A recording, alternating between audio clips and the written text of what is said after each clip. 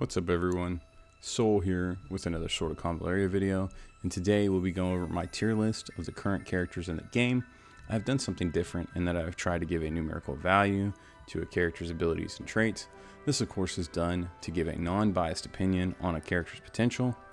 The bias may exist in the formula in which I determine the value though, so I apologize in advance if you find yourself at odds with my assessments.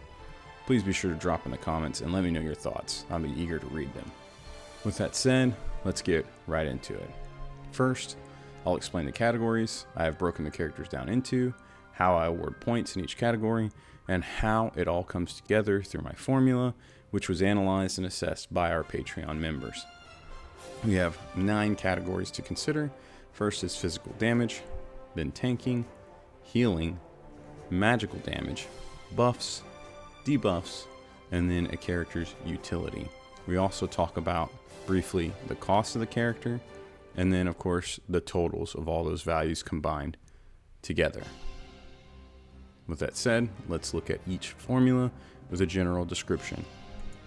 Now in general, if a character is able to achieve said ability, physical damage, healing, so on and so forth, they're going to go ahead and get 1 point in that automatically in that trait, with the exception of tanking and utility.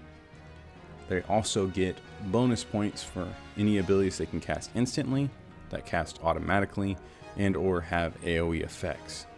Those give an inherent +1. Multiple hits are cumulative, so an example is if a hit hits 3 times for 50% each hit, it's going to count as 150% in its attack.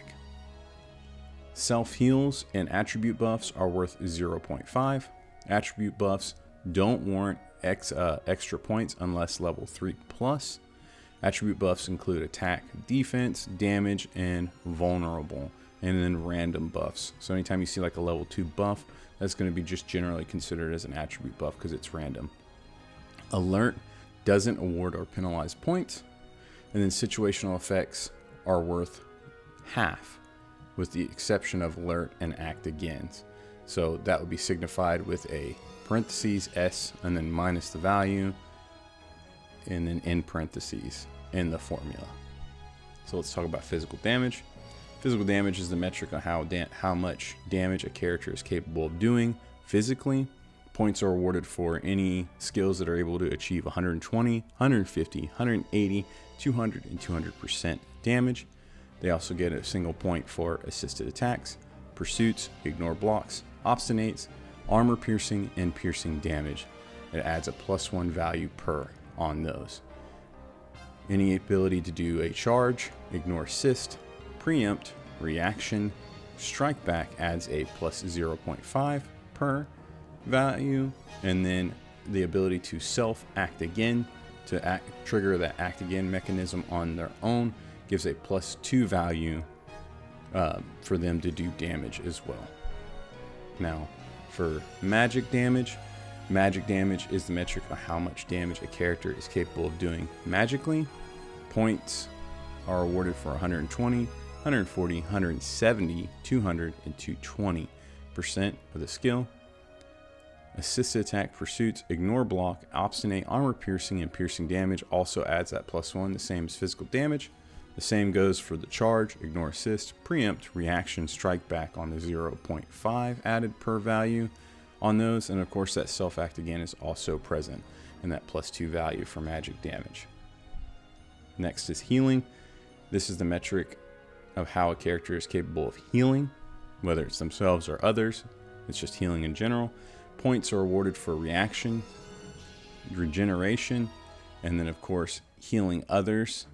70 and 100% of their values. So like if a character is able to heal 70% of their, say, physical attack or magic attack, you'll get a bonus point for that. And then you got your healing up, your healing received up, life steal, and HP percentage heals. They give a bonus of 0.5 to those abilities. That's how they're valued, and that's per, of course. And then full heals are a +2 value. So if it's a heal that just outright heals a character to full, it's worth +2 in the points. Tanking is a metric of how much damage a character can mitigate or redirect. Points are awarded for damage reduction, mind's eye, resolve, toughness, dodge, parry, physical shielding, magical shielding. They all add a +1 value per ability to do so. And then of course, taunting, blocking, magic blocking, unlimited resolve, assisted cover, block enhancements add a +2 value to tanking. Buffs is the metric on which how a character can enhance themselves and others. Points are awarded for level 3 attribute buffs, reaction, crit damage, energy consumption down, energy up as far as production, speed up, act again self, refund cost, and then cooldown reduction all add a +1 to that value. And then of course move up, crit self, crit damage self adds a +0.5 to that value. And energy up full, energy cooldown reduction full, and then act again on others all add a +2 to that point value. Next is debuffing. It is a metric of which how a character can weaken opponents. Points are awarded for level 3 debuffs, reaction, no active, no passive, isolate, no move, crit resistance down, speed down, sleep, blind, frozen, life loss, scorch, stunned, energy down, no healing received, all add a +1 to that value. And then of course, no assist, no reaction, move down, healing received down, and then infection all add a +0.5 per level of those values. And then last but not least, utility is the metric of how much a character can influence a battle indirectly or through additional effects. Points are awarded for immunities, dispelling enemies, dispelling allies, knockback, moving units, interrupting turns, moving again, increasing range, all add a +1 to utility. And then auras, invisibility, summons add a +2 to this value on utility. And then summons that have no despawn are an inherent +3. And then jump and climb are a +0.5 to the utility value. Cost, of course, is the star level required for that character to be able to fully meet the potential that's listed in the formula. And then, yeah, the metrics basically just scale from 0 to 20 per stat. And then overall, characters seem to be within the 0 to 60 range in their abilities. No one's going over 60 total points. And then, yeah, for the most part, no one's really under 20, but regardless, it's 0 to 60. We've broken them down into tiers too. So tier 5 is anything that's, and as far as individual skills, that's below 2 points. Tier 4 is 3 to 4 points and a certain ability. Tier 3 is 5 to 6 points. Tier 2 is 7 to 8 points. Tier 1 is 9 to 10 points. Tier 0.5 is 11 to 12 points.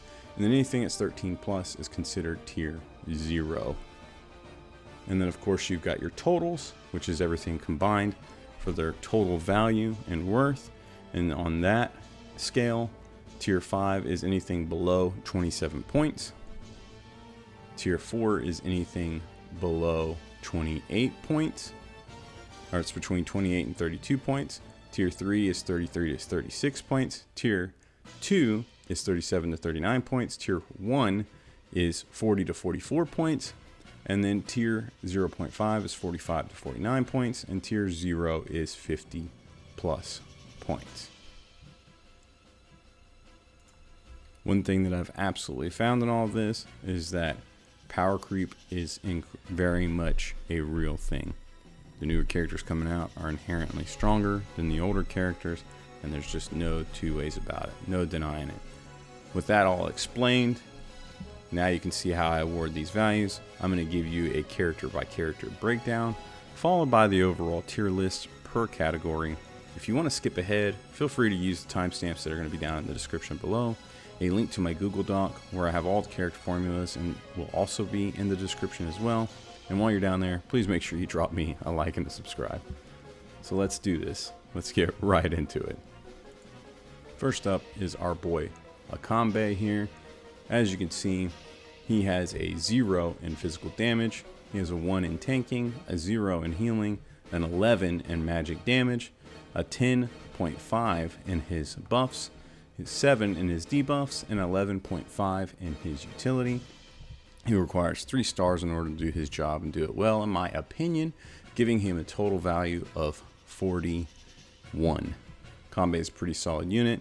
As you can see, he's specifically specialized in doing that magic damage, doing some decent buffs, and he has fantastic utility on the battlefield. Up next is Agata. Right here we have somebody with 14.5 physical damage, 4.5 tanking, 6 in healing, 0 in magic damage, 4 in buffs, 10.5 in debuffs, and 6 in utility.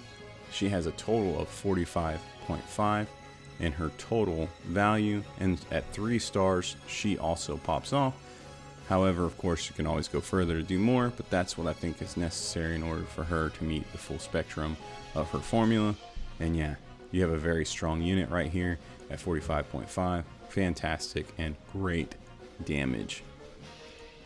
Next is Alexei, and he has a physical damage of 6.5. His tanking is ranked at 7. His healing value is 1.5. His magic damage is a 3. His buffs are a 4. His debuffs are an 8, and his utility is a 6. He is one of those characters that is clearly designed and made in the early portions of this game. These early characters have some bizarre traits, weird ways of being noted in the formula, and so on and so forth. They don't actually have, like, you'll see, like, they'll have block enhancement, but it's not called block enhancement and things like that. Just bizarre. And then a lot of these early characters also have, or I should say a few of these early characters also have magic damage and physical damage rolled into their kit, and it really just hurts them. A rework would definitely be good on them. His total value is 36. It's not as apparent on him as it is on some others. However, for him to have that magical damage is a little bit out of place on him and weird, in my opinion, but you may disagree. Regardless, at 3 stars, he's able to do everything he needs to do to its full extent, and yeah, his total value, as I said, is 36. Up next is Auguste. We give him a 14.5 in his physical damage, a 3 in his tanking, a 3 in his healing, a 0 in his magic damage, 8 in his buffs, 5 in his debuffs, and 7 in his utility. That gives him a total of 40.5. He is a fantastic unit that, as you can see, really truly specializes in one thing, and that's physical damage. Outside of just doing damage, he doesn't have a tremendous amount of utility and use to the team. His abilities aren't terrible there, they're just kind of paling. And then you'll see, like with him, you'll see in some others as well, they have lots of good damage potential from their buffs and the buffs that they give himself. Him in particular with that rage mechanic, he's really able to do really good things with that. And of course at 5 star he gets that armor piercing as well with his rage mechanic, that outcry, so outburst. But it's really good, and it gives him a decent buff rating as well as a great physical damage rating. And so yeah, this is Auguste. His total value once again is 40.5. Next up is Beryl. Beryl has a 1 in physical damage, a 1 in tanking, a 5 in healing, an 8 in magical damage, a 9.5 in buffs, a 4 in debuffs, and 11.5 in utility. Beryl is one of those units that is very versatile and can do a lot. One of those early game characters that was, part of the original conception of the game. She has a little bit of physical damage in her kit, which really kind of just doesn't make sense, but it's there. It has some utility. It might be useful. Who knows? And then, she doesn't necessarily come in really strong with magical damage. We don't have many magical damage characters in the game, all, believe it or not. But she comes in fairly strong with that, and her ability to give energy back and whatnot is really good. And she's got some decent healing in there, so really interesting character. Once again, only need 1 star to really pop off with her. You don't need to invest heavily at all. She can do her job from there. And yeah, a total value of 40, which is pretty solid for an early game character. Caris is next. Right here we got her at 0 physical damage, 3.5 at tanking because of those shields and such that she creates, really useful. Healing of 4.5, magic damage of 9.5, buffs of 3.5, debuffs of 5.5, and utility at 8. Now with Caris, I kind of struggle I really want magic damage to do better. My metrics didn't really pull them up. There's more I could do, I guess, to pull them up maybe. I don't know. Let's take a look at it. You let me know down in the comments what you think. But she should hit really hard and probably does.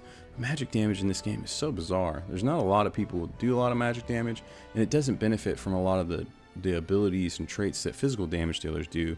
A lot of magic damage don't really get a lot of armor piercing and piercing damage and act agains and things like that. You see a little bit of that, like Beryl's got some armor piercing in her abilities and stuff, but regardless, you know, and of course Caris got a little bit there too, but there's really not a lot. I don't know, it feels like magic damage users are kind of neglected in the game. Either way, I'm getting off my high horse on that. 5 stars is what she needs to really do her job and do it well. And yeah, that gives her a total value of 34.5. Kind of pales compared to where I'd really would think she would land, but those are the numbers and that's how she worked out. So let me know what you think about it. Caris, very solid unit, great magic damage. Comes in at a 34.5 total with a 9.5 magic damage ability. Next up is Coco. This character is absolutely bonkers, phenomenal, does crazy things. She is the highest rated character according to the formula. She has a 3 in physical damage, 11 in tanking, 11 in healing, 0 in magic damage, 14 in buffs, 5.5 in debuffs, and 11 in utility. She is a monster. She does require a 5-star rating in order to really pop off and meet those metrics and to do her job as intended. Regardless, with everything taken into consideration, with her obscene ability to heal, she's doing HP percentage heals at that. She's doing amazing buffs, giving you that crit damage. She's giving you fantastic things like damage reduction, you name it. Check the formula out in the Google Doc. She comes in at a total of 55.5. She is the highest rated character in the game. She is the GOAT. Coco GOAT. Amazing character. And yeah, there she is. 55.5 on Coco. Up next is our girl, Cole, and she comes in with a physical damage of 8.5, tanking a 3.5, healing a 2, 0 magic damage, 6 in buffs, 2 in debuffs, and a 7.5 in utility. With her, most of her buffs are self-crit enhancements. She's definitely a crit monster and gets those crits up really high. That damage though, she doesn't have immense potential. She is an early game character. She is a part of the original conception of the game. She still comes through strong and has some decent abilities. She's fantastic for clearing early content with her ability to act again. She was the first of her kind to be able to do so, but now we have other characters that can do it and then even do it better, and they have more utility outside on other purpose outside of just, you know, getting in and behind and killing things. She's a little bit squishy and soft and isn't the best at getting in behind those units. She does come with some dodge. You really have to play with that mechanic in order to utilize her late game. And yeah, she comes in with a total of 29.5, and I think it's deserved. 3-star is exactly where she needs to be to really pop off, and that's Cole. She's fantastic. Up next is Dantalion.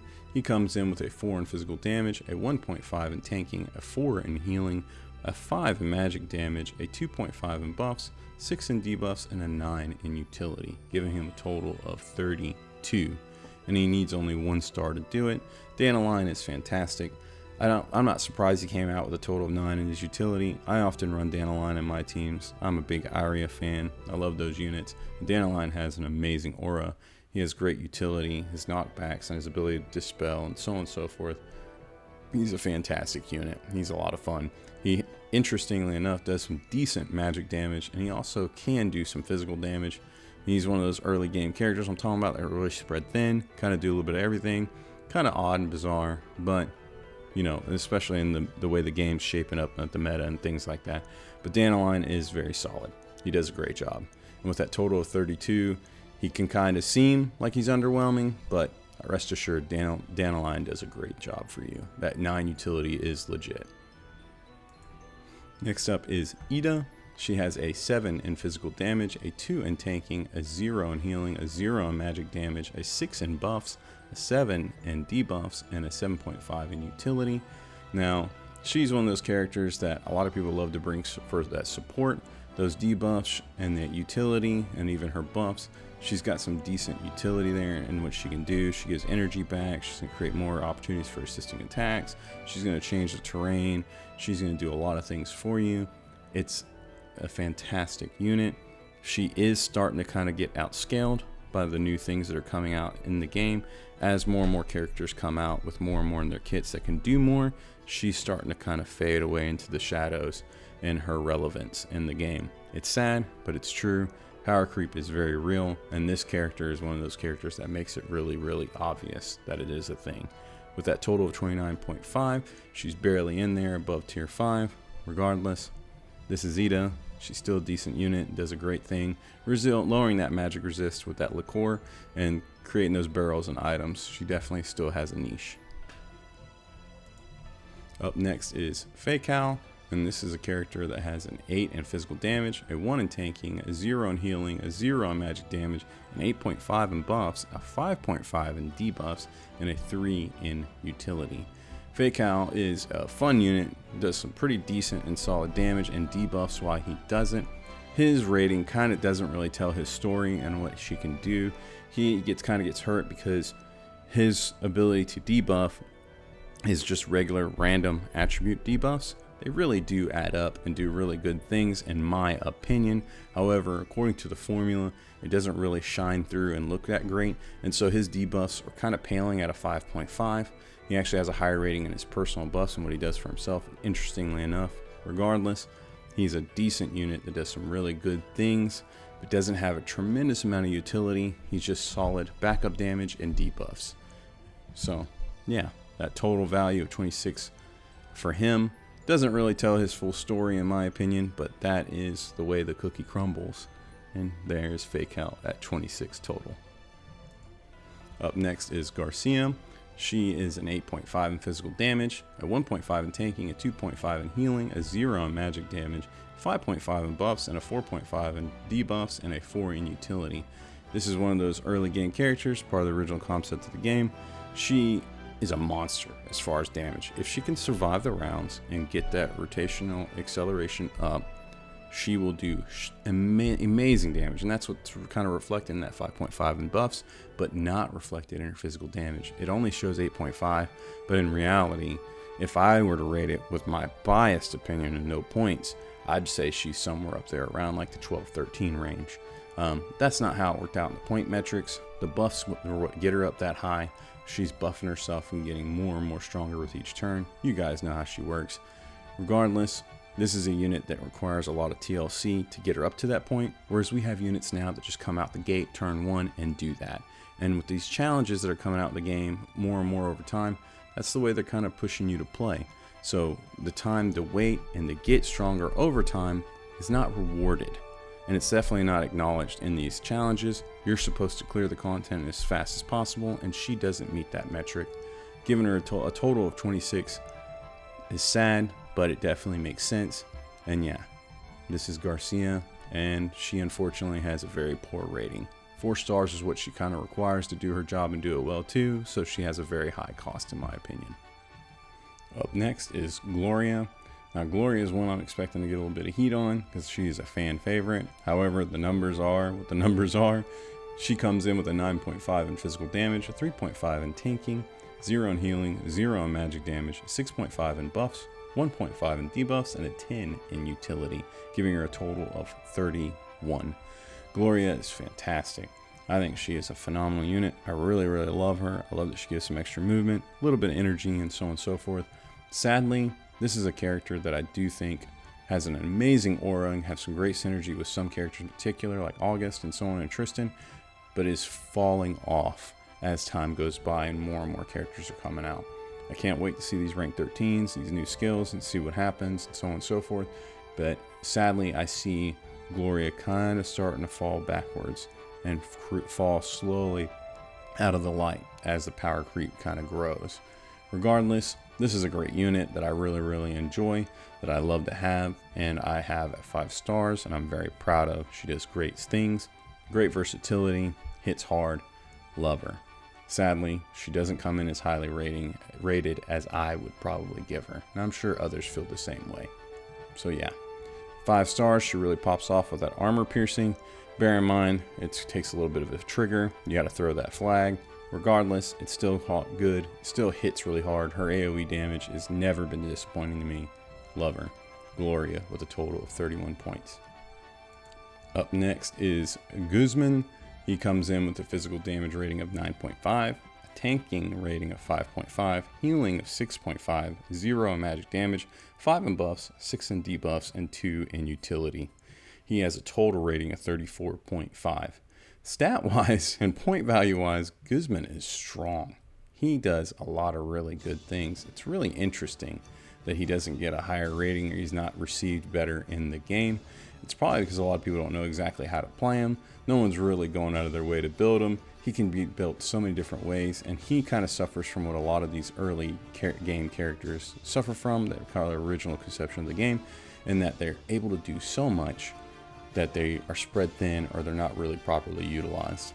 This guy has a remarkable healing stat because he can just bring himself back and he can keep on fighting. He's got some other great healing abilities, and he's got phenomenal attack damage abilities, but people don't seem to really know how to build him. People don't build him attack, people build him tank, maybe a mix. People just laugh him off, don't even bother with him regardless. Guzman stat-wise shows that he can actually do some pretty big things if you can decide a path into how to build him. So yeah, that's Guzman, total of 34.5, and surprisingly high damage metrics and his points. Next up is Hasna. This is a character that has a 1 in physical damage, a 1.5 in tanking, 2.5 in healing, a 5 in magical damage, a 6.5 in buffs, 9.5 in debuffs, and a 2 in utility, giving her a total value of 28 points. Hasna, in my opinion, smacks and hits hard with magic damage. But when I did the math, and I did it a couple times with her trying to solve it and figure out why it was so low, it just kept coming out as 5. She doesn't have AoE. She's single target. She hits really hard. Most of her value is going to come out of the debuffs that she's putting those enemies. She has a really unique debuff in that she's able to drop their resistance to critical rates, if you will. So she makes them more apt or likely to receive critical hits. It's really, really cool. It's really nice. She's also dropping their defense and attack. Really a nice things there. And then of course she's got all kinds of incentives, if you will, built into her kit where she's taking advantage of that hidden fragrance. She hits really, really hard, and sadly the numbers don't reflect that, but that's the way kind of magic damage is in this game. And I don't know, maybe you guys can help me out. Drop down in the comments, let's talk about it. Physical attackers have so much going on in their kits. They have so many additional effects and add-ons and charges, blah blah blah, whereas magic attackers don't have a lot but yet seem to still be able to keep up. It's weird. I don't know, I don't get it. Regardless, this is Hasna. Her total value is 28, and yeah, she's a bit of a conundrum. Up next is Homa. Homa comes in with a 12.5 in her physical damage, a 2 in her tanking, a 4 in her healing, a 0 in magic damage, 8.5 in her buffs, 13 in her debuffs, and a 10.5 in her utility. This is a phenomenally powerful character. One thing that really surprised me in her when I was going through and looking at her stuff is she only has a 4 in her healing, but I always felt like she did such really good heals and healing. What this tier list has more or less taught me in these point values is that we really don't have a lot of healing that's needed in the game. Healing is important, don't get me wrong, but it's not nearly as big of a deal as some of these other metrics like physical damage and then ability to mitigate damage and so on. It honestly just pales in comparison. There's not a lot that you need to heal at any given time, and so as we've gone on and gotten further into towards end game and so on and so forth, as the meta has quote unquote been unveiling itself, we've needed healing less and less, in my opinion. It's been a kind of like a sidebar. If you have a character that's capable of doing a ton of buffing, like I'm gonna pick on Tear, but then the healing aspect of it's kind of secondary, and we're kind of happy with just what little heals you can give, it works. Homa felt like she was really powerful for healing, but in reality, she doesn't do a tremendous amount of healing. The reality is, what little healing she does works. So yeah, I'm getting off my soapbox. She's a phenomenal character with that total of 50.5. It's clear she has a ton in her kit. If you have the opportunity to get her, if you have her and you love her, she's a great character to invest in because she can do so much. She's capable of doing really good damage herself. She has great utility in that she's able to affect the battlefield and help others out. And then of course her ability debuffs are phenomenal. She can blind and out the wazoo and so on and so forth. And of course buffing is also really good. She gets those assisted attacks, and which really helps her physical damage. But regardless, she is a broken unit who really can do a lot. Now she really benefits from that at 5 stars, which makes her a very expensive unit, but it's definitely worth. It's no different than say like Coco, who requires 5 stars but is amazing and definitely worth it. So yeah, Homa, really good unit, 50.5 total point value. Up next is our favorite bush boy, Iggy. Mr. Iggy comes in with a 6.5 physical damage, 2.5 in tanking, 2.5 in healing, 2 in magic damage, 5.5 in buffs, 4.5 in debuffs, and 4 in utility, with a total of 27.5. He is a PB&J sandwich on the real. It is spread thin. It's all over the place. He is the epitome of a concept character. He was one of the first that came out with the game. He does a little bit of everything, even magic damage. It doesn't make sense in the current standing of the game and the way things are shaped. And worse over, in order for him to do his job and do it well, at 5 stars, where he gets that highlight advantage, gets that armor piercing, and so on and so forth, it just isn't, it's not worth it. His numbers don't really show and things like that. Now, if you love Iggy and you're playing him, there's nothing wrong with that. This rating list is not to say that any character is necessarily irrelevant versus relevant. It's just acknowledging the stats of the game and how they play. I think even the worst characters, stat-wise and point-wise, still hold merit and have value, especially if you want them to. You can make Iggy work and do good things for you. There's no two ways about it, and I encourage you to do so. He isn't as optimal as someone else that's in his place. It's sad, but true. That's just the way of it. That's the way the game works. That's the way they've designed it and put it all together. They can do some quick fixes to change him and update his stuff and really make him relevant. I like some of his mechanics. We can really play on the fact that he stays hidden, attacks in the bushes, guerrilla warfare, blah, and have a ton of fun and really make him great. And I hope they do that one day. We'll see. But as it stands right now, Iggy is a very underwhelming character who kind of pales in comparison to the newer characters that are being released on the fly. So this is Iggy. His total value is 27.5. Up next is Inanna. She is the queen of utility. She has a 0 in damage, a 2 in tanking, a 9.5 in healing, 2 in magic damage, a 7.5 in buffs, 2 in debuffs, and a 15.5 in utility. Her big hallmark is her abilities to heal. Of course, is decent, but it's not her biggest attribute. Act again, casting that on others, is her biggest hallmark. That's part of her buffs. It makes it a 7.5. She can do some other really good things there too. And then, of course, she's got that arm guard. And a lot of people dismiss the arm guard and don't think much of him. But, I mean, that is a character. That is an extra character in battle. It is fairly strong. It does a decent job. It is an absolute free tank that she can recast and resummon, and you have full control of, and does not desummon. Very powerful utility in that alone.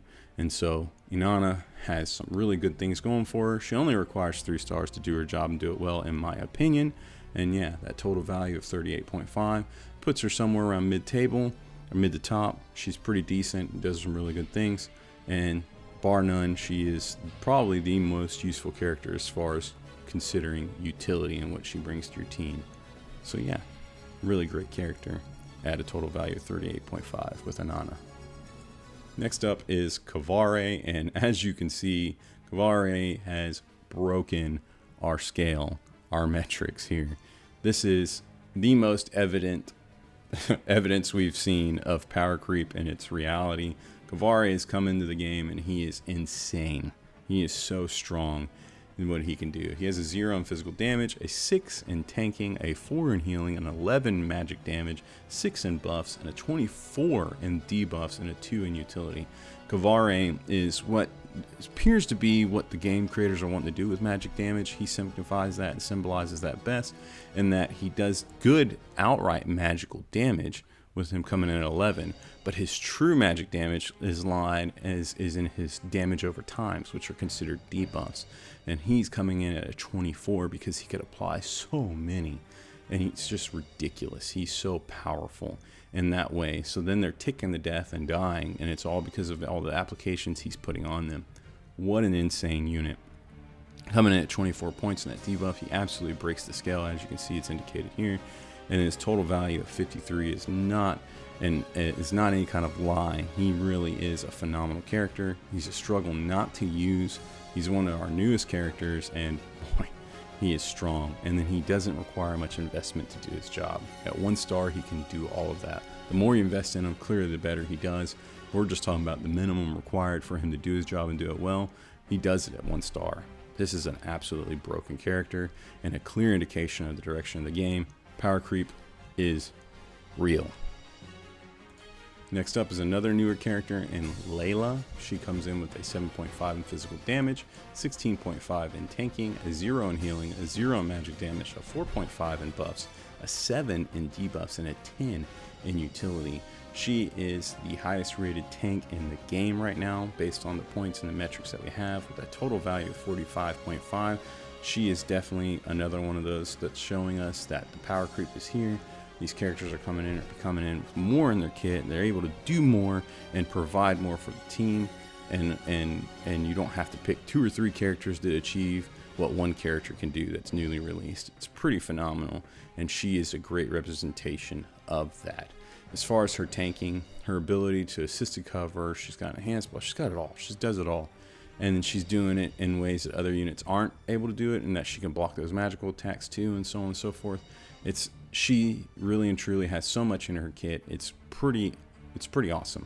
She's a great unit to have. She does some really good things. It gives you some great fluidity and choices of how you build her. A lot of people like to build her with damage because of her alert ability and hit so many different times. Hence her high physical damage there at 7.5. But if you build her as a tank, she will not disappoint because her ability to tank and tank effectively is phenomenal. And that 10 utility is not a lie.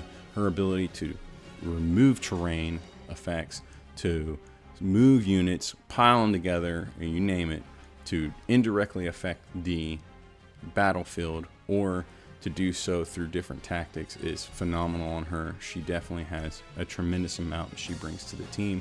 What a great unit. Total value of 45.5 kind of undersells her. That is Layla with that 4-star cost for her to really shine, in my opinion. She's a little expensive, but definitely worth. Up next is Leonide. This is a character that a lot of people write off as just not good. He comes in with a physical damage of 9, a tanking of 5, a healing of 3.5, magic damage of 0, buffs of 4.5, debuffs of 2, and utility of 7 with a total of 31. I don't have him. I'd love to play with him and test him, reading his kit, running the numbers and everything else. This guy's not bad. I don't get it. He does pretty decent damage, and he can even do a job as a secondary tank. I like him. I like the things I'm reading about him and what he can do. Can't wait to play him, mess around with him, and try him out. As far as the point values go, he is by far not the worst character in the game, though he does get a bit of a bad rap. It's unfortunate and it's sad. He definitely seems like he comes in and, albeit maybe fills a niche role, he does it in a decent way that's not the bottom of the barrel. And so yeah, that's Leonide. 3 stars is where he shines according to what I'm seeing, and so yeah, Leonide's a pretty decent unit, coming in with that total value of 31. Up next is LillyWill. LillyWill's coming in with 6 in physical damage, 2 in tanking, 0 in healing, 2 in magic damage, 7 in buffs, 6.5 in debuffs, and 6 in utility for a total value of 29.5. She does require a 5-star rating to really pop off and do her job well. It's going to give her some cooldown reduction and so on and so forth. Really allow her to do her job better. In my opinion, and I've played LillyWill a decent amount, she never really feels really strong in her ability to do damage. Not to say she can't. She does a decent job, but it just never feels so amazing and good that I'm going to write a book about it. So the reality, from what I can see and based on her point values too, is that she's basically a backup damage dealer who's doing some decent debuffs and getting in and around the units with some utility. That's how she should be played from what I can see. That's how her stats are kind of unfolding, and yeah, it kind of makes sense. So LillyWill, decent unit, fun. If you love her, by all means have at her. Expensive in order to get to work. Total value of 29.5 on LillyWill. Up next is Luvata, our newest character in the game. She comes in with a 0 in physical damage, a 2 in tanking, a 2 in healing, an 8.5 in magical damage, a 6.5 in buffs, a 17 in debuffs, and a 13.5 in utility. She has a total of 49.5, and she is a lot like Kvare, which seems to be an indication of where we're going as far as magical damage in the game. Seems like we're going to be doing magical damage through damage over time. I don't know if that's completely true, if that's what's going to actually happen or not, but that is the case with both of these units between her and Kvare. Their ability to do magic damage is decent on the hop and outright. However, it really shines in the damage over time. Now, her utility is one of her other strengths, and her ability to turn fire tile or tiles into fire tiles and to burn everything to a cinder. Really great stuff there. She is a phenomenal, strong unit who I feel really benefits from 5 stars. It's not absolutely required, but you're going to get that crit mechanic rolling and things like that. So I really think that it's where she should be. And yeah, really clear indication, moreover, of that power creep with that total rating of a 49.5 for her. What a strong, great unit that has just been added to the game. Up next is our boy Magnus. He comes in with the lowest rating in the game. He has a physical damage of 6.5, tanking of 2.5, healing of 1.5, magic damage of 0, buffs of 2.5, debuffs of 6.5, and utility of 3, giving a total of 22.5. Poor Magnus. 3 stars is where I think he really shines. He's got a really cool ability in that he just innately lowers the attack and defense of his opponents around him just for being around him. Really like it. But it's very niche. He doesn't have a lot of utility outside of that. I've used him into a decent effect. I think all characters have purpose and utility in this game, even if they don't rate well. But Magnus really just is underwhelming, all things considered. And it's kind of sad. He's another one of those characters that's part of the original conception of the game. And so he's a clear indication of where we came from versus where we're going. As you just saw with Luvata, a really phenomenal rating, literally double his points and then some. And then him with this 22.5. I don't think it's inaccurate. I think it's completely accurate on him. Not to say that he's not usable. I've used him and enjoyed him. He just definitely is underwhelming. He's a defender that doesn't tank very well. You ever play MMOs where you go in and you join a party and you've got that guy that's clearly a tank, but he's like, I'm not tanking today, I'm going to do damage. That's what Magnus feels like. And when you play a role that's meant to be played a certain way and you don't do it, like, yeah, you end up like Magnus with the 22.5. That's what it feels like. You know, he's that guy. He joined the party. He's a tank, but he doesn't want to tank. He's tired of it. He wants to be a damage dealer. He doesn't want to level up anything else. I'm messing around, but regardless, this is Magnus. Sadly, our lowest rated character in the game. And yeah, there he is with that 22.5. Up next, we've got Maitha. She comes in with that physical damage of 4, that tanking of 10, 6 in healing, 0 in magic damage, 2.5 in buffs, 1.5 in debuffs, and a 4 in utility, giving her a total of 28. She is that great value Coco. She does not quit her job. She likes to tank. She does it well, and I have used her many times over as a tank. She does some pretty decent healing. As I said, healing is 6. Sounds like it's underwhelming. Number is not huge, but man, this game it really just doesn't require a whole lot of healing in it, in my opinion. And Maitha comes in and does a great job of it, and she fills that role. She can heal, she can tank, she can do it. She does it fairly well. So really like her. I like her for her knockback mechanics and whatnot too. But outside of knocking back, she doesn't have a lot of utility in the game. Past that, regardless, tanking and healing is her strong suits, and she does it well. She's that great value Coco, as I said. 4 stars is where she kind of pops off with that auto heal, and where she can really do her job and do it well and fulfill the metrics and the points awarded to her. And so, Maitha, you get her. She's amazing. Everybody's got her. Really good unit. 28 total value. Up next is my favorite character, Miguel. Now, before I talk about his points and all this, that, and the other, let's talk about these images. I'm not kidding you. It seems like either the Chinese version has a totally different version of them or they've updated and changed it. I don't like it. If they take away my Miguel, who's ugly as a dog as he should be, and they give me this smooth-faced freak, I'm going to lose my mind. So I threw him up there just for the memes. I thought it was funny. But yeah, don't mess with my Miguel. Regardless, he has a physical damage of 7.5, tanking of 2.5, healing is 0, magic damage 0, buffs of 4.5, debuffs of 9.5, and a 12 in his utility. Give him a total of 36. Miguel is one of those units that a lot of people don't mess with, don't bother to use, but he has so much utility in what he can do for your team. His ability to move in and around units, literally jumping over them, creating fire tiles out the wazoo. He's got great synergy with Luvata. I kind of highlighted that in the video not long ago. Make sure you go check it out. He is a phenomenal unit. His knockback is gnarly and he hits fairly hard. So this is a great unit. In my opinion, he really pops off 5 stars where he's scorching everything with any and all physical damage inflicted. Regardless, that's where I think he does his best work. He is a fantastic unit overall. My favorite, so there's a lot of bias there. And the points, they don't put him at the top of the tier list. Not as high as I probably would, but I'm not upset. They got him right there at mid/high in the tier. So pretty happy with that. Up next is Momo. Momo comes in with a 0 in her physical damage, a 6.5 in her tanking, a 1.5 in her healing, an 8.5 in her magic damage, a 2 in buffs, 13.5 in debuffs, and a 7 in utility. This is a unit that has a total of 39.5 in her stats.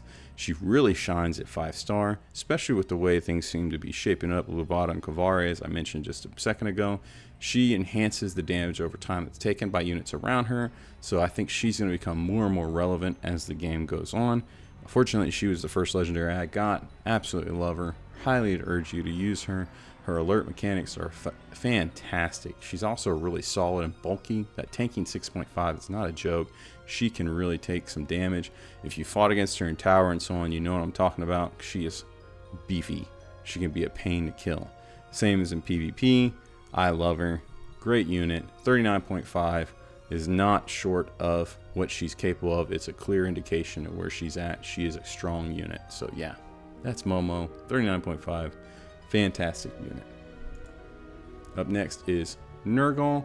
Nergal comes in with a 5.5 in physical damage, 8.5 in tanking, a 3 in healing, a 0 in magic damage, a 1.5 in buffs, 7.5 in debuffs, and a 7 in utility. He is kind of a well-rounded character who does some pretty decent and good tanking, but not too much outside of that, even though his kit would lead you to believe he wants to do more. His total value at 33, I think, is fair on him. I've struggled to use him ineffectively. Now, I've used him as a tank, and it's not been the worst. I just feel like he should be able to do more. And yeah, if you're using him on a Hangman Mark team and so on and so forth, you're going to feel good about him. But outside of that, there really isn't too much of a use to use him. He's got some utility that he can swap places with units and so on and so forth. He's got knockback. He comes in, does a decent job in some niche ways and different ways. But he is a tank and a decent one at best. Not an amazing one, just decent. And yeah, that is Mr. Nergal coming in with a total value of 33 and a 3 cost to truly shine. Up next is LillyWill. She comes in with a 4.5 physical damage, 7 in tanking, 4 in healing, 0 in magic damage, 3.5 in buffs, 9 in debuffs, and a 10.5 in utility with a total of 38.5. She does some unique things in that she stops active skills. She's got that aura, that ability, kind of just rolls. And then, of course, she's got that veil, which mitigates 99% of AoE damage. That is fantastic. That's what gives her a really high tanking rating. She comes in some pretty interesting ways. This is a character I don't have. I really wish I had. And she does some great stuff in the game. Really unique things. She can definitely fill some great roles for you as far as utility and getting past certain situations. So if you can get her, by all means, snap her up. If you have her, love her and cherish her. This is a very good character with some unique abilities and does fairly well on the rating scale with that 38.5. Up next is Nergal. Nergal comes in with a 0 on her physical damage, 2 in her tanking, 0 in her healing, 8 in magic damage, 12 in buffs, 1.5 in debuffs, and a 3.5 in utility with a total of 27. She is a specialized unit if ever there was one. She does magical damage and props herself up as in personal buffs. to do so.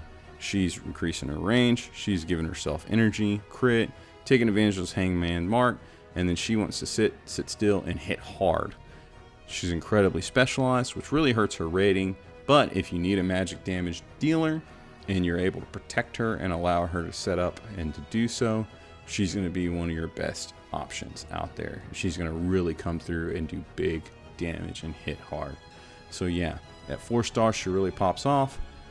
Don't be undersold by that value of 27 total. Just like Auguste, his total wasn't the biggest, but his specialty and ability to do physical damage is up there. Hers is up there too, with that magic damage and ability to do so, as you can see through her buffs. So yeah, Nergal, 27 rating.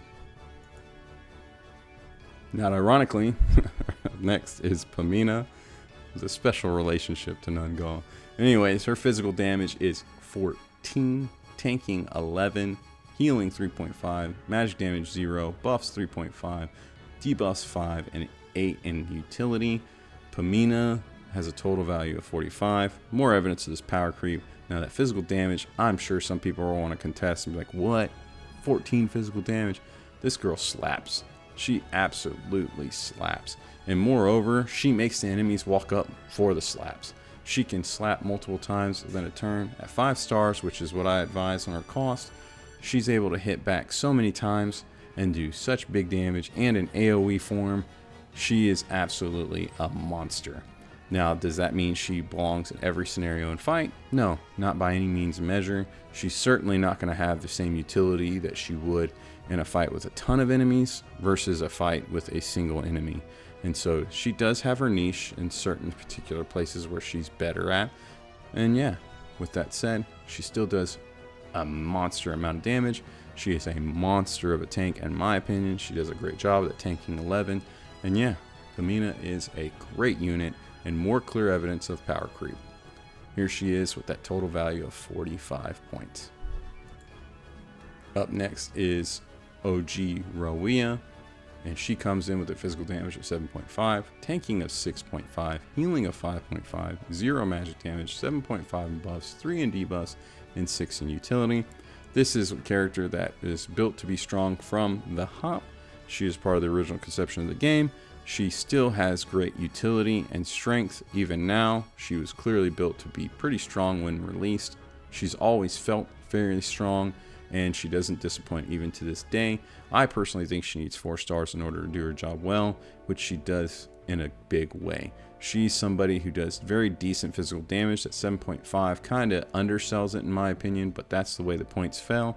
And she does more damage based on the debuffs that are on the enemy, which already is weakening them. So if you're placating to that, she's going to absolutely do big things. She's bulky in that she's able to take the hits and do it well, and then she's healing herself. Her healing of 5.5 isn't the healing she's giving to others, it's the amount of healing she's providing herself. She's constantly chugging, getting drunk, drinking the pain away, and healing all the while. So Rawiyah is a blast. Part of the original game launch, and she is not a disappointing character in any way. She is a total value 36 and is very much warranted. Up next is another one of my favorite characters, and that is SP Rawiyah and Rawiyah Nostalgia. And she comes in with 13 physical damage, 9 in tanking, 4 in healing, 0 in magic damage, 10 in buffs, 7.5 in debuffs, and a 4 in utility, with a total value of 47.5. And she is the AoE master. She comes in, she hits hard, hits fast, and is a monster as far as AoE damage goes. She is able to tank and do some pretty decent stuff, and that she's able to create a lot of damage mitigation. In her passive, she's able to dodge, which is phenomenal. She goes up and she will pull people's attention and just dodge them like they're nothing. Absolutely love it. And then of course she's got some pretty decent healing in her kit, that anytime someone dies, even a summon, she's getting that full heal, which is phenomenal, and a damage boost and damage mitigation. And then yeah, that's what leads to her having a decent buff right there. Now she's got that trait, which she's getting crit rate and crit damage and all those things, and damage just off of, you know, using abilities and being active in the battle. So she becomes even stronger over time as she's rolling. She is just a monster. And then of course she's debuffing over time, especially if you have that passive where she's doing an extra attack. It's an AoE. She's just stacking up the debuffs. This is a phenomenal character who does really, really well, and more evidence of that power creep, but I love her. Here she is, total value 47.5. Up next is Safiyyah OG Safiyyah. What a phenomenal and great character. I was lucky enough to get her early on, and she has never failed me. I've used her for eons and love her to pieces. She has that physical damage of 12, tanking at 7.5, healing at 3.5, magic damage of 0, buffs are at 9.5, debuffs at 7.5, and utility of 8. She has so much in her kit. It was kind of shocking we got her when she did. She just felt like such a big and expansive character when I got her. It was basically at the launch of the game when she first was dropped, and my goodness, she had so much going on. It just was a lot. It was overwhelming. I loved her. I couldn't stop using her, and she hasn't fallen off. She has withstood the test of time. And so here she is with that total value of 48. She really does it all. The physical damage honestly doesn't tell the story because she's doing pure piercing HP damage. Regular units are absolutely getting shredded by her. Bosses still get pretty decent damage done to them by her, but her specialty is just absolutely shredding other regular units, just destroying all of their HP and getting rid of them. And then her tanking ability, the dodge, the infinite dodge, to be able to retaliate and do damage back in an AoE fashion, just huge. Her healing's 3.5, but it undersells her value and lifesteal. Her 5 stars, that lifesteal 75%, it's massive. She's absolutely healing herself back of anything she's taken. And yeah, the utility of 8 also undersells her value. She's, I thought it'd be higher personally. She can summon, and that summon can move units around and so on and so forth, but that's where the points fell. It's still really healthy. She comes out on top of the tier list with that 48 points, and it's deserved. I do think 5 stars is where she should be because that's where she really shines, but you can probably get away with going a little bit less. That's just my advice. She absolutely destroys. So yeah, OG Safiyyah, 48 total. Up next is SP Safiyyah. This is a brand new character, and I really struggle with this one. I awarded her some points because of her capability to do so. I feel like you have to be open-minded. I'll explain in a minute. If I hadn't awarded her the points the way I did, I'm not sure that she would have turned out well stat-wise. Point-wise, she would have been bottom of the barrel and not been doing good at all. And so what this is physical damage is 8.5, her tanking is 2, her healing is 6.5, her magic damage is 9.5, her buffs are 4.5, and her debuffs are 3, and her utility is 7. And so her strength, with that total of 41, her strength is to be able to create attack opportunities utilizing other characters in her party and team. And so if you have all magic damage dealers, she's going to create those assist attacks from them, and she's dealing magic damage. If they're physical attack dealers, she's going to do physical damage. So what I did is I took those points from each one, I broke them in half and split them.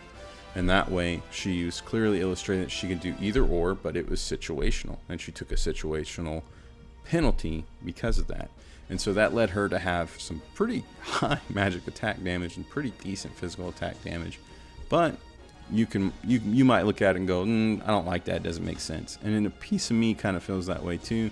But I think it really sells her value when you do it that way, because you basically utilizing her to get more attacks out of your units and for them to hit more often. And then her healing at that 6.5 is nothing to scoff at. It's pretty decent healing. And like I said, this game doesn't require a tremendous amount of heals. So she comes in, does a great job in a big way. And that 6.5 is often all you need. She's phenomenal for that. And yeah, this is a great unit. That 7 in utility kind of undersells her value in my opinion, because her utility is phenomenal. Really great new unit. A 3-star value is all she needs to get across the line. There she is, SP Safiyyah, 41 total value.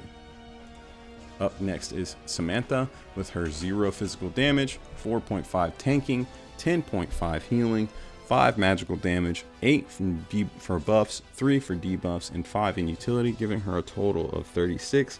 Samantha is a healer among healers. That is her specialty, and that is what she does. That often leads to her not really being utilized as much. You might be different. You might use her all the time, and I hope you do. but I don't see her often used, and I think it's because the game doesn't require that much healing. I know I'm repeating myself over and over again, but regardless, that's what I see from the game, and so her utility, or what she does for your team, is kind of lacking outside of healing, and so Samantha kind of gets left in the, on the shelf, if you will. And so she has 2 stars that's required for her to do her job and do it well, in my opinion. She is an absolute fantastic healer that kind of pales in other ways and doesn't do a lot for your team. There she is, Samantha, with a total value of 36. Up next is Simona. This character could be the most underrated character in the game. When you're crunching the numbers and you're running the stats, I was shocked at how much she came out as far as point value. I reassessed and ran the numbers multiple times, and I just couldn't get over it. She's got so much going on. If you're a Simona lover, you're probably sitting here thinking, well, yeah, I could have told you that. But a lot of people play her down. A lot of people don't really highly rate her. But here she is with a 0 in her physical damage, 8 in her tanking. She is beefy as all get out. 4 in her healing, because it's pretty decent. Magic damage is a 7.5, and that's what she's supposed to be all about. And that's not even one of her stronger stats. 3 in her buffs, a 13.5 in her debuffs. The amount of move down and so on and so forth. She's freezing opponents. She's phenomenal. And then 12.5 in her utility. The way she's affecting the terrain, pushing units, moving around, her utility is equally phenomenal. The tanking is a great stat because she's sharing shields, she's giving shields, she's giving regeneration to her team. This is a unit that is vastly underrated from what I have seen in the point system. I absolutely love the idea of having this unit and running her all the time. She's got a 48.5 in her total, and it seems completely warranted. Let me know in the comments what you think, if you think I'm crazy, if you think it's accurate. And her strong suits are debuffs and her utility and what she brings to the battlefield, with her magic and tanking abilities coming in behind those abilities. So yeah, let's see if the points are lying. Let me know in the comments what you think. But Simona is a beast. 48.5 according to the point scale. Next up is our boy Tear. He is the absolute king of buffs, undisputed. He comes in with a 0 in physical damage, a 6.5 in tanking, an 11 in healing, a 1 in magic damage, a 20 in buffs, a 5 in debuffs, and a 10.5 in utility, with a total of 54. He is absolutely up there, topping the charts. This is a phenomenal unit. That tanking stat might kind of surprise you. He has the ability to share damage, which is fairly unique, and that really helps evade some pretty dangerous situations where units might be getting one shot and so on and so forth. He really minimizes the amount of damage units can do. If you know, you know. That's a huge asset. It really is a boon to his tanking stat, and then of course he's given that damage mitigation and other things as well. His healing is absolutely underrated. You know, I've seen countless times where people are posting talking about Terra not being that great of a healer and how they don't focus on it. Well, he does a phenomenal job in healing, in my opinion. You can build him to heal, you name it. I think he's great. He does a great job in that way, and he will always be able to buff and heal secondary without even trying, and do a decent job of it. And yeah, those buffs, a 20, it's there for a reason, and it's real. The amount of energy he is supplying to your team, he's giving your team speed and many other buffs as well. This guy is phenomenal. He does the job exceptionally well. But with that all said, it's pretty much all he's doing. He's not doing damage. If he's in your team, he's there to buff. He's there to buff well, and he's a specialist. So he's there to heal and buff, and that's what he does best. And so Terra's phenomenal unit. Absolutely love him. Very deserved. He's got a 5-star rating, in my opinion. That's where you want him. That's where he's going to really shine. That's where he's going to really do the most, where he's getting the extra movement and so on and so forth. So make sure you're trying to go after that. And of course, the extra range on the support skills and healing spells and blah, blah, blah. Really, really good stuff there at 5 stars. So make sure you pursue it. And his total value, once again, is 54. Up next is Tidon. Mr. Tidon comes in with a 6.5 in physical damage, an 11 in tanking, a 2 in healing, a 0 in magic damage, a 3 in buffs, a 6 in debuffs, and a 1 in utility, with a total value of 29.5. I was kind of shocked that he had a 1 in utility. I thought he'd be able to do a little bit more, but he's pretty straightforward in what he can do. Now, that tanking, he has an 11 in tanking. That's his ability to, remember, mitigate and reduce damage, but he's not taking damage for others around him That kind of upsets me. If he had an assisted cover in his kit and can do some more in that way, I'd be really, really happy. But, you know, he doesn't. It is what it is. If you can zone and control your opponents and make them go into him, then he's absolutely phenomenal. He's doing some really good things for you. But if you're not able to do that, then he might fall off and doing his job as a tank, and it might be underwhelming. I have him at 3 stars. That's where I think he really meets his potential and can do a good job of it. And yeah, that total value of 29.5 is not the worst. I think Tidon is pretty decent, solid OG tank from the original launch of the game. Up next is Tristan. This right here is the unit that comes in top of the chart as far as magic damage. She is a monster. Her physical damage is 10. It's nothing to scoff at on its own. Her tanking is 7.5. She has a 0 in healing. She comes in with a 12 in that magic damage, an 11.5 in buffs, and a 4.5 in debuffs, and a 6 in utility. She is a beast. That 7.5 in tanking is not a joke. She can take a ton of damage. She's got that unlimited resolve. She's going to be able to just soak it up. She doesn't care. She's not going to die. She's going to make you regret even trying to kill her. And then she's coming in. She doesn't heal. She has nothing in that way. But that magic damage is through the roof. Her physical damage is phenomenal as well. But that magic damage, whew, it hits hard. She's got tons of AoE in her kit. And then those buffs, they're self buffs. It's what she's giving herself. It's what she's doing for herself. But man, she is absolutely phenomenal. She is a beast in that way.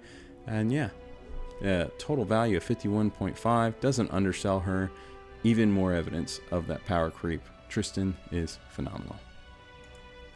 Lastly is our boy Xavier, the frag master, the solo carry, as the trait indicates. He comes in with that physical damage of 7.5. He has a 3 in tanking, a 5 in healing, a 0 in magic damage, 8 in buffs, and a 6.5 in debuffs, and a 4 in utility, giving him a total value of 34. Xavier does some pretty decent damage. He's got some life still in his kit, which gives him that 5 in healing. And then his playstyle, I guess, is that he's supposed to go in and solo everything. But you know, if you know, you know, like you're not getting away with that. Like he might be fantastic in PvP, Clash, so on and so forth, but you're not getting away with that in game content. He's not going in solo anything. So, tell me if I'm wrong. Prove me wrong, please. I don't mind it at all. I think there's nothing wrong with that. But that's my opinion. That's what I'm seeing out of it. And yeah, this is a very solid unit that has a specific playstyle it's supposed to be met, and he's not able to meet, in my opinion. And so we have Xavier, a decent damage dealer that comes in with a total value of 34. Now for the good stuff. This is why you're here. Let's take a look at this tier list and let's talk about it. Now, first we're going to talk about utility. Coming in at tier 0, you've got Inanna and Luvata. Their ability to manipulate and handle the field, and change different effects and affect the battlefield indirectly or through various tactics are fantastic. They are top of the bar in what they can do for your team and really helping out in zone and controlling in various aspects of the game. Tier 0.5 is Simona, Miguel, Acambe, Beryl, and Coco in that order. At first they're placed by ratings, and then they're raced by alphabetical order. In tier 1, you have Homa, LillyWill, Tear, Gloria, Layla, and Dantalion. Tier 2 in utility, you have Caris, Pamina, Safiyyah, Cole, Edda, Momo, Auguste, Leonide, and Nergal with SP Safiyyah coming in last on tier 2. Tier 3, you have Agata, Alexei, LillyWill, Rawiyah, Tristan, and Samantha. Tier 4, you have Garcia, you have Iggy, Maitha, SP Rawiyah, Xavier, Nergal, Faycal, and Magnus, with tier 5 being Mr. Guzman, Hasna, Kvare, and Tidon, and their lack of ability to support the team through utility means and whatnot. Up next is the debuffs. And so on the debuff tier list, we have tier 0, Kvare, number 1 undisputed king of debuffs. Luvata coming in number 2 with that 17 ranking. And we got Momo in behind that. We got Simona after that, and Homa. Tier 0.5, no one met the bar. They didn't make the list. Tier 1 is Agata, then Hasna, Miguel, and LillyWill. Tier 2 is Alexei, Nergal, SP Rawiyah, OG Safiyyah, Acambe, Edda, and Layla. Tier 3 is LillyWill, Magnus, Xavier, Dantalion, Guzman, Caris, Coco, Faycal, Auguste, Pamina, and Tear. Tier 4 is Garcia, Iggy, Tristan, Beryl, Rawiyah, OG Rawiyah, SP Safiyyah, and Samantha. And Tier 5 is Cole, Inanna, Leonide, Gloria, Maitha, and Nergal to round up the list of debuffs. Up next, looking at the buffs, we've got Tier 0, Tear, the king of buffs with that 20 rating. Coco coming in next with that 14 rating in buffs. Tier 0.5, we've got Nergal and Tristan for their ability to self-buff. It's really, really strong, giving them a very high rating in each. Tier 1 is Acambe, SP Rawiyah, Beryl, and then OG Safiyyah, and their ability to buff themselves and those around them. Tier 2 is Faycal, his ability to crit, buff himself, and so on and so forth. Homa, Auguste, Samantha, Xavier, Inanna, Rawiyah, and LillyWill. Tier 3 is Gloria, Hasna, Luvata, Cole, Edda, Kvare, Garcia, Iggy, and Guzman. Tier 4 is Layla, Leonide, Miguel, SP Safiyyah, Agata, Alexei, Caris, LillyWill, Pamina, Simona, and Titan. And Tier 5 is Dantalion, Magnus, Maitha, Momo, and Nergal. As you can see, some units are at the bottom of the list in some tier lists and categories, like buffs. Momo's down at the bottom, but she's top as far as debuffs. Each character has different specialties. There's no useless character in this game. Absolutely love it. Just wanted to break things down on the tier list, but yeah, I digress. Let's move forward. Up next is magic damage, and we've got Tier 0, nobody. Nobody met the Tier 0 standard for magic damage. That really made me want to go back and recalculate it, but I didn't. I held it true to the same caliber as physical damage is held. It just tells me that the devs prioritize physical damage over magic damage, or at least they prioritize our ability to deal it. Maybe they deprioritize the enemy's ability to mitigate magic damage. I don't know. Either way, they're held in different standards, but if you put them on the same metrics, pound for pound, physical damage outweighs magical damage. It's able to get more point values. It's kind of crazy. I'll let you look at the formulas down below in the description, don't forget. But moving forward, Tier 0.5 is Tristan, Acambe, and Kvare. Tier 1 is Caris and SP Safiyyah. Tier 2 is Luvata, Momo, Beryl, Nergal, and Simona. Tier 3 is Dantalion, Hasna, and Samantha. Tier 4 is Alexei, because he's got an AoE magic damage attack. So, yay, he does magic damage. And Tier 5 is Iggy, Inanna, LillyWill, and Tear, because they have some magic damage capabilities, but yeah, that's it. And as you can see, the vast majority of the characters in the game are incapable of creating any magical damage. Really, really weird, interesting thing to take into consideration, to acknowledge in retrospect when doing this point system. Up next is healing. And so at healing, it's more of the same. The game doesn't require a lot of healing. It's very evident. And so in the healing metrics, nobody's really going above and beyond. There's nobody meeting the Tier 0 threshold. Tier 0.5 is Coco, and with that amazing 11 rating. And then Tear with his 11 rating as well. And then Tier 1, you've got Samantha and Inanna coming in as close seconds. No Tier 2 healers. Tier 3 is Guzman, his ability to self-heal and keep himself going. He's got some unique abilities in that revive. And then you got SP Safiyyah, you got Agata, Maitha, Rawiyah, Beryl, and Xavier. Xavier with that self-heal and what he can do with his life steals and things like that. Really, really interesting. SP Safiyyah, Agata, Maitha. These units can absolutely keep your team afloat in healing, and you'll be completely content and happy with them, but yet they're considered low on the tier list. It's I don't know. It's maybe you want to recalibrate the way things are done and whatnot, but I think this is fair. I think it's fairly accurate. I just think that the game doesn't require a lot of healing. It has a low healing meta. So I think that's just the way the game is shaped.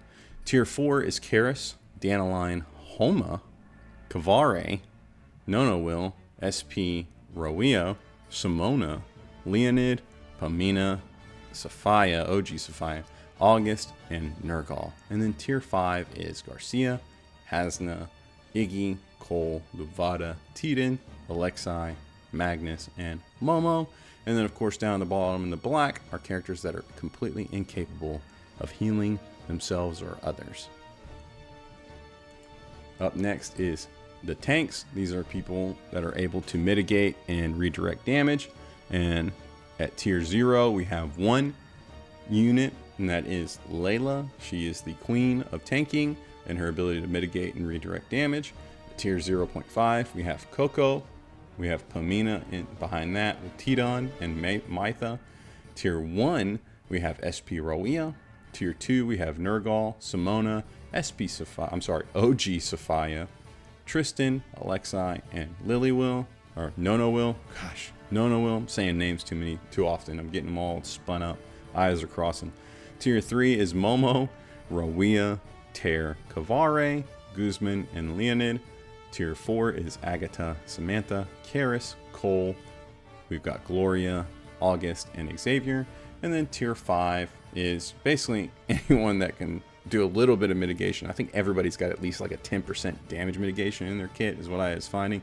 But regardless, you have Iggy, Magnus, Miguel, Edda, Homa, Inanna, LillyWill, Luvata, Nergal, SP Safiyyah, Dantalion, Garcia, Hasna, Acambe, Beryl, and Faycal in behind them on that tier 5 rating. Next is physical damage, and the king and queens of physical damage are as seen listed. Tier 0 is Agata, who is tied with Auguste at 14.5. They both are monsters of physical damage. You have Pamina in behind them. It does require units to hit her. You do not want her in a single target situation. You want her in a multi-target situation, but regardless, her capacity to deal the damage is what's taken into consideration. She comes in with that 14 points. And then you got SP Rawiyah. It's coming with those AoEs. She's very powerful. You've got tier 0.5. You got Homa. You got OG Safiyyah. And then you got Tristan and right there with them. Tier 1, you've got Gloria, Guzman, and Leonide. Absolutely able to smack and hit units. And then tier 2, you've got Cole, Garcia, SP Safiyyah, Faycal, Layla, Miguel, Rawiyah, Xavier, and Edda. Now, if I was going off of my personal opinion and not the points, I would put Rawiyah up in that chart. And I'm telling you, it's like a mental block for me. I don't understand how Guzman and Leonide are up there, but when you evaluate the points and you assess them, that's where they fit. It's bizarre. So I'm going to play test it some more and check it out, but I haven't seen that it's wrong. So really, really interesting thing. Tier 3 is Alexei, Iggy, Magnus, Tidon, LillyWill, and Nergal. Tier 4 is LillyWill, Dantalion, Maitha, Coco. Tier 5 is Beryl and Hasna. And then down on the bottom in the black are characters that are not able to deal physical damage at all. And the mother list, the list of lists, the tier list of total value. At tier 0, the best character in the game at 55.5 is Coco. And behind that, you've got Kvare, Tristan, and Homa. These are the most powerful characters in the game according to the point values. Make sure you check out the formula, dispute it with me, get down in the comments. Don't be ugly though, please. Let's come to a nice meaningful conclusion. What you think could be changed. I'm definitely willing to make some altercations and whatnot, but I thought it was the most fair, and you might agree, so make sure you go check it out. Some of these were pretty alarming, bizarre to me too. I wasn't expecting it, but that's the way it broke. And so tier 0.5 is Luvata, Simona, OG Safiyyah, SP Rawiyah, Agata, Layla, and Pamina. These are the second best characters in the game according to the tier list. Tier 1 is Acambe, SP, Safiyyah, Beryl, and Auguste. These units give you a tremendous amount of versatility and utility. Beryl is a great example of that. She can give energy back, she can heal, she can do damage, she can affect the terrain, help zone and control, you name it. She has so much going on for her. Acambe is no different in that. And so yeah, tier 2 is Momo, Inanna, and LillyWill. These units are right there mid-table, and their overall prowess and ability to affect the game and what they can do in any shape, form, fashion. Great units. And then from this point down, you're really getting into units that really just specialize or sadly underwhelming. And so tier 3 is Alexei, Miguel, Rawiyah, Samantha, Caris, Guzman, Xavier, and Nergal.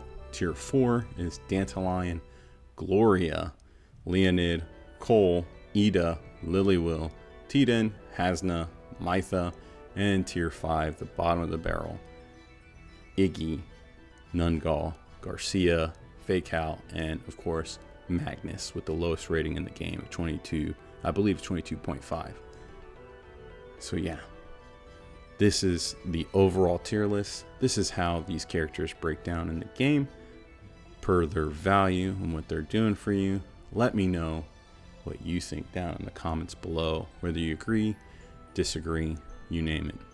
I'm not gonna lie, this tier list, and albeit some people might think it's dumb, some people might think it's the best thing since toasted bread, you name it, it's taken me hours to do. I've worked on this thing off and on for the past few weeks.